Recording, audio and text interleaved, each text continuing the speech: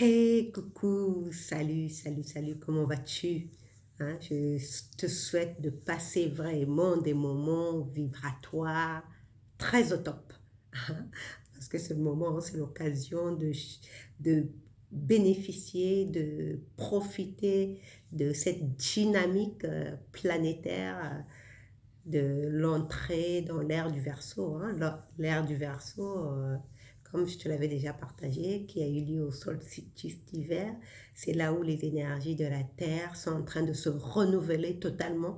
Et donc nous aussi, avec cette crise, même si ça paraît comme être une catastrophe, mais ça nous appelle aussi, chacun de nous, à renouveler notre énergie.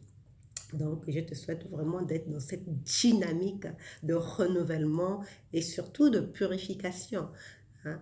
Je t'avais dit que pendant toute cette période, je vais te parler des relations amoureuses. Tu sais que très souvent, quand on est seul, quand on n'a pas de partenaire et qu'on a eu une relation qui s'est mal terminée ou bien qu'on a enchaîné des relations qui se sont mal terminées, on se sent détruit. Et souvent, la tentation qu'on a, c'est de chercher une autre relation pour pouvoir se reconstruire. Or, les lois de l'univers fonctionnant par attraction, par résonance, hein, la loi d'attraction la plus puissante, la plus célèbre, hein, qui est répandue partout, c'est la loi d'attraction.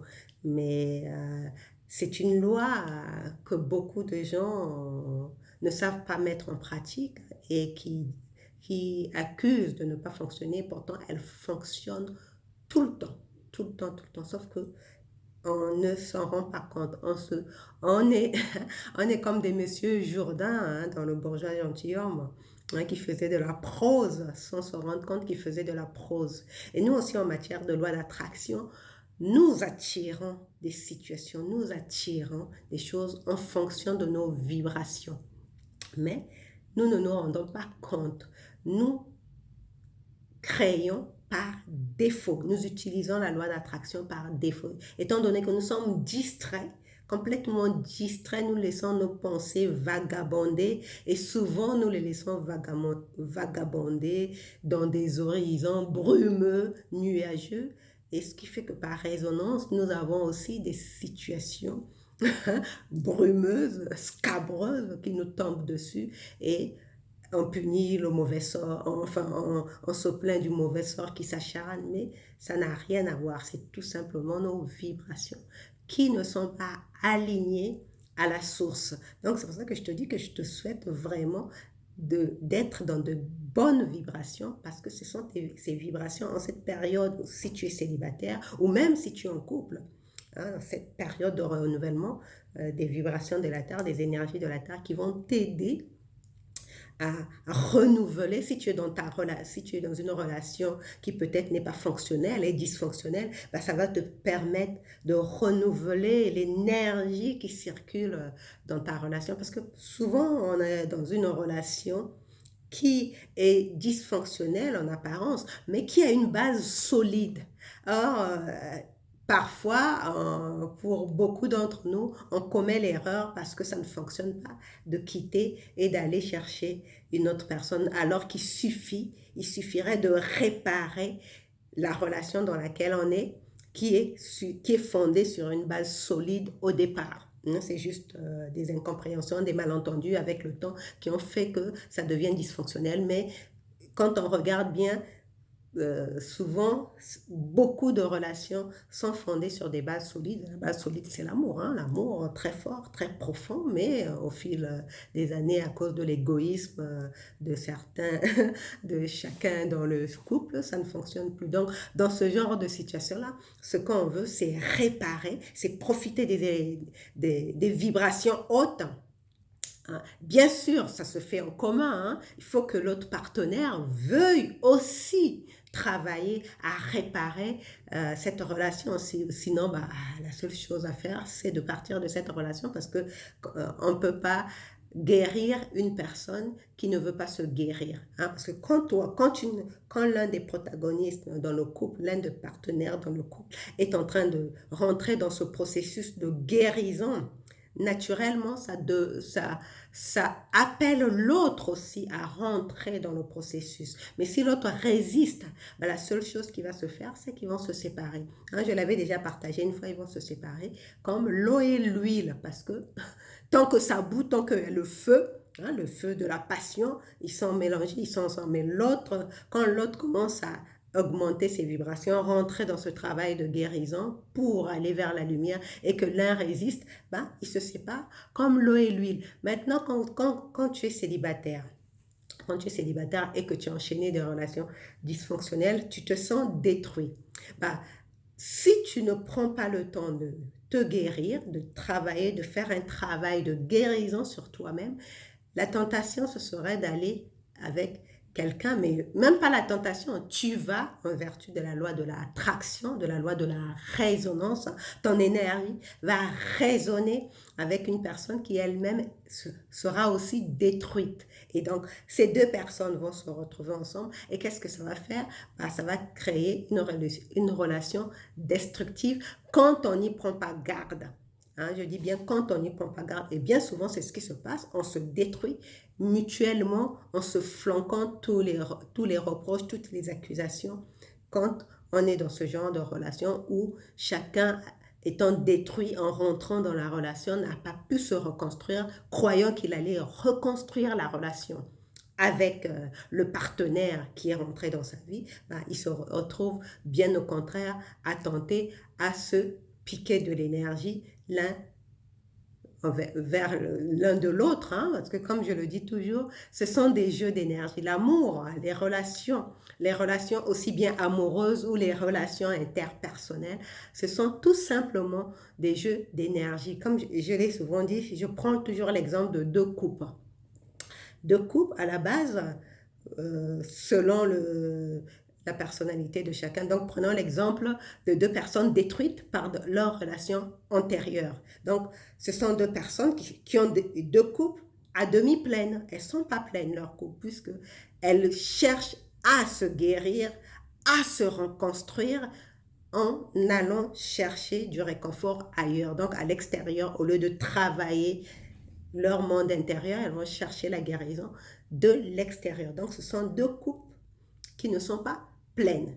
Et en allant chercher ce partenaire qui rentre, lui aussi, il est une coupe à demi pleine. Qu'est-ce qui va se passer? Donc, ce sont des coupes à demi pleines d'énergie. Hein? On parle d'énergie, on est bien dans le jeu d'énergie. Qu'est-ce qui va se passer? Ben, l'un va vouloir se remplir avec l'énergie de l'autre.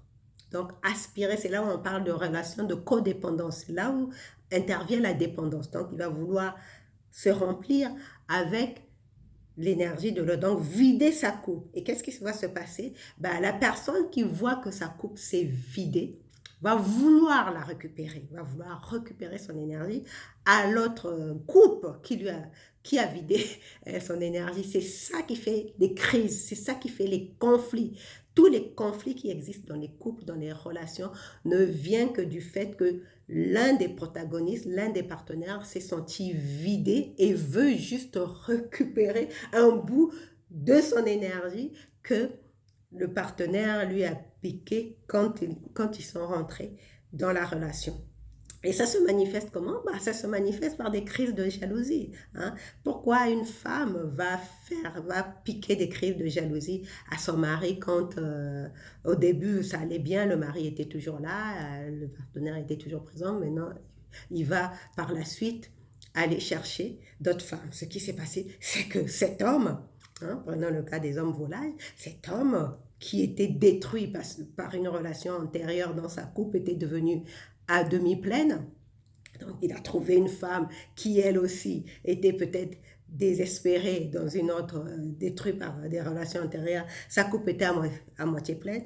Ils se retrouvent ensemble. Lui, il réussit à se remplir avec l'énergie de sa partenaire. Donc, il se sent fort, ragaillardi, étant donné que c'est un homme volage. Bah, il va chercher à aller conquérir d'autres femmes à l'extérieur, puisqu'il s'est rempli avec l'énergie de sa femme. Hein. Ce ragaillard dit, oui, moi j'ai pu me caser, je suis quelqu'un de bien, voilà, j'ai pu avoir une autre copine, voilà, je suis heureux. Et puis, étant heureux, il est bien, il se sent fort, il se sent puissant, il se sent séduisant. Donc, il va aller montrer ce rayonnement à d'autres femmes qui vont vouloir venir aussi se servir. C'est toujours cette coupe.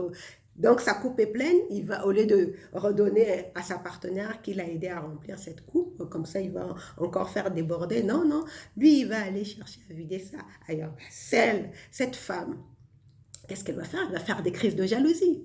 Elle va vouloir le fliquer, elle va vouloir aller chercher des noises à ses soi-disant maîtresses qui viennent lui piquer son mari. Et c'est parce qu'elle le fait, pourquoi? Parce que justement, son énergie a été volée. Hein? Son énergie a été volée. Donc, en faisant des crises de jalousie à son mari va revenir, rester à la maison. Peut-être que s'il reprend conscience, s'il reprend ses esprits, il revient dans les meilleurs sentiments, il va lui redonner de l'attention. Donc, il lui redonne de l'énergie. C'est comme ça. Hein? Ce ne sont que des jeux d'énergie. Mais ça, ce sont des relations dysfonctionnelles, littéralement, parce que chacun compte sur l'autre pour le remplir. Or, nous, on ne veut absolument pas de ce genre d'énergie, hein, dans cette préparation. Hein.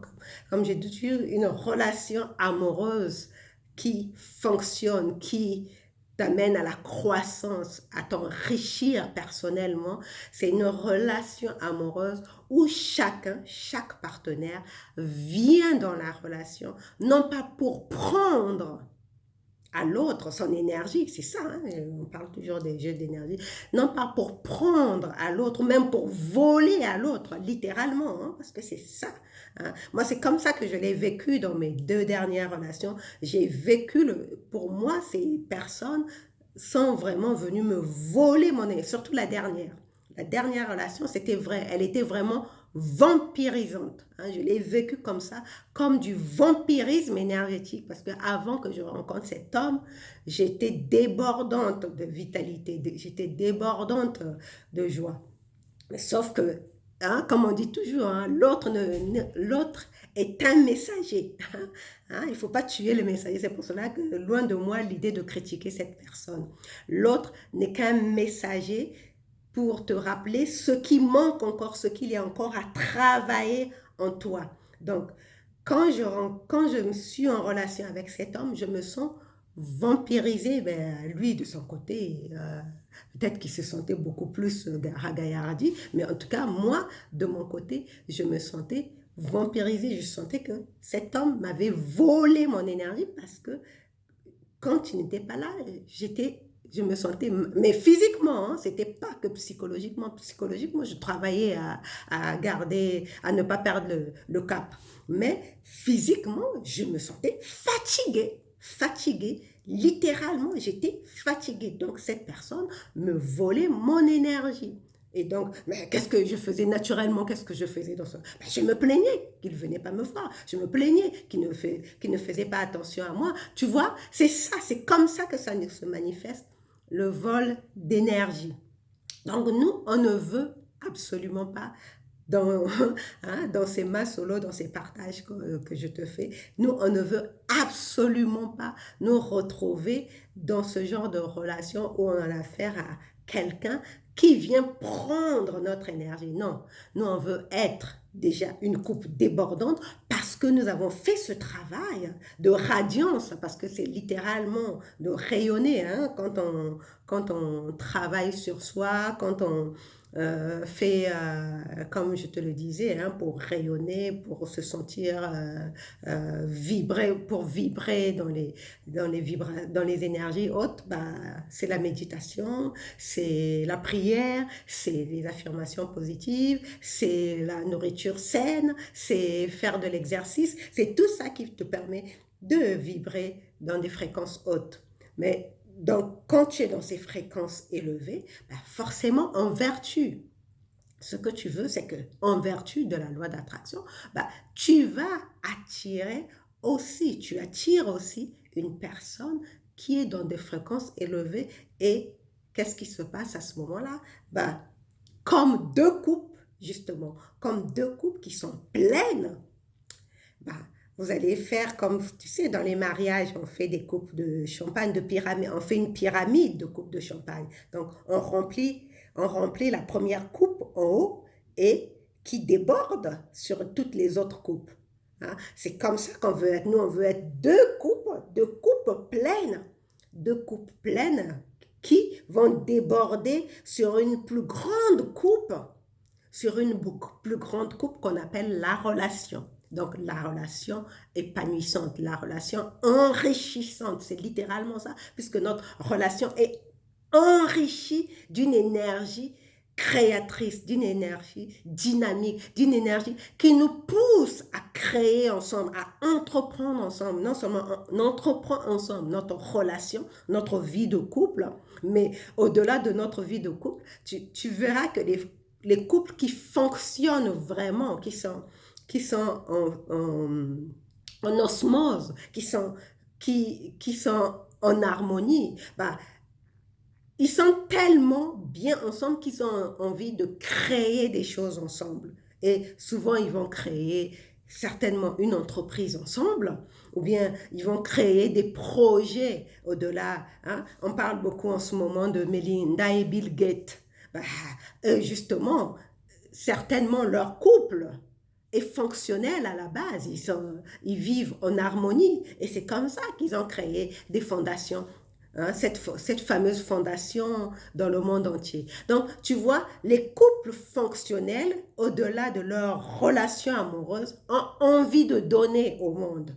C'est ça les couples qui fonctionnent. Et toi, tu veux, en cette période où on se prépare à rentrer dans le mois de février, le mois où tout le monde veut vibrer dans l'énergie de l'amour, bah, te mettre dans cette dynamique amoureuse où tu vas renouveler, où tu veux renouveler ton énergie. Donc, si tu étais dans une énergie un peu qui a un peu d'une tendance un peu à vouloir aller chercher un partenaire juste pour prendre, ben, rentre dans l'énergie du don. Hein, si tu étais quelqu'un qui était toujours dans l'énergie de te servir, de vouloir te servir d'une relation pour te sentir bien, ben, va plutôt dans l'idée de donner. Hein, du don de soi. Et si, dans le sens contraire, si tu étais cette personne qui donnait, mais qui n'attendait pas de recevoir, ben, inverse les choses. Par exemple, moi, dans mon cas, j'étais plutôt celle qui aimait donner. Je ne savais pas recevoir. Dans mes relations amoureuses, je ne savais pas recevoir. J'étais toujours en train de donner, de donner, de donner. Et même quand l'autre ne me donnait pas, je continuais à donner et ça déséquilibrait la relation. Donc, c'était une erreur. J'étais en train, à ce moment-là, de violer une loi de l'univers. Il fallait que j'observe dans ma relation que j'étais réellement en train de respecter la loi de l'univers, du donner et du recevoir, pour être sûr d'être dans une relation amoureuse. Donc, dans cette nouvelle, dans ces énergies de renouvellement, donc tu veux bien observer, si tu es déjà en relation amoureuse, tu veux bien observer que cette loi du donner et du recevoir dans ta relation fonctionne, est équilibrée. Et si tu n'es pas dans une relation amoureuse, que tu es célibataire, si par le passé tu as eu l'habitude d'être toujours dans le donner, dans le donner, dans le donner, ben, accorde-toi maintenant d'inverser la tendance, d'être dans le recevoir et d'équilibrer les choses. Tu peux recevoir, mais aussi donner, mais veille à ce que dans ta relation que tu vas construire, tu sois beaucoup plus dans l'énergie du recevoir,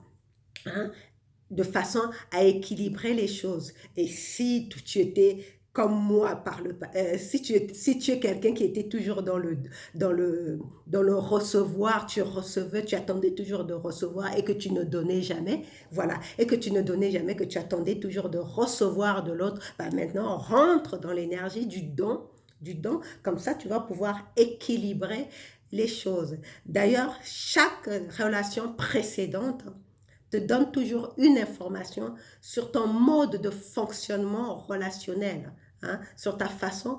Quand tu es un fin observateur de la vie, tu peux voir que chaque relation que tu as vécue, que tu as connue, hein, par laquelle tu es passé, bah, t'a apporté un message pour améliorer, hein, pour te préparer à améliorer, pour faire un choix, un nouveau choix dans la relation à venir afin de créer l'équilibre. Donc, je te souhaite vraiment de renouveler ton énergie pour vivre une relation saine et harmonieuse, bien sûr, authentique. On se retrouve demain pour un autre lit solo. En attendant, continue toujours à vibrer, à vibrer dans l'énergie la plus haute possible et de toujours rester dans ton vortex le plus positif. Bisous, bisous, ciao.